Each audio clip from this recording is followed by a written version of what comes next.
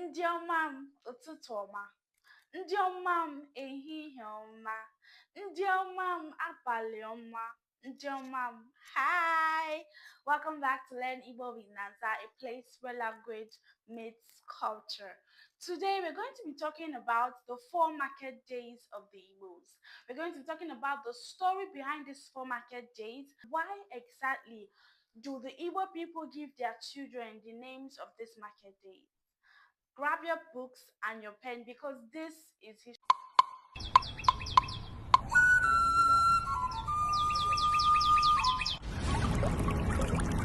So the 4 market days of the Igbos can be traced down to 1300s during the reign of Eze Nrijiofo. This king was visited by 4 strangers who arrived at his palace pretending to be deaf and dumb. Not just that, they were carrying 4 earthen pots. That means they were carrying 1 pot per person. Now when they got into the palace, they didn't even greet the king or even respond to his greetings. These guests were offered kola nuts because it is the custom of Igbo people to serve kola nuts to guests. That's like a sign of welcome. Now, when the king served them, they didn't say a word. They still didn't respond. They were pretending to be deaf and dumb. Now, it was time to go to bed because Igbo people are known for being hospitable. So when it was time to go to bed, they gave them a place to stay. But then, the king was still worried. These people, these strangers, their visits, is it for good or for bad? Are they coming to harm us? Why exactly did they come? So the king had to call his soothsayer. Now the king's soothsayer sent rats to their rooms. Now these rats now started nibbling on their properties.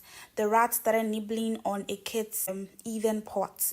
Now when the rat started, Orie called Eke by name.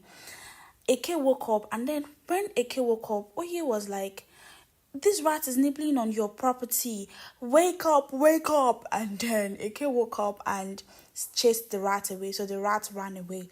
Now the king repeated the circle over and over again. Now with that, he got all their names. The next morning, the king went to them with kola nuts as per Igbo 4 Igbo G for morning prayers. So the king went to them with kola nuts. Then the king called them by their names. The king called Eke, Orie, Afo, Nkwo, and they were like, woo, we are caught. They were so surprised and astonished, like, wow, he knows our names. So at the end, they asked for water to wash their faces and their hands.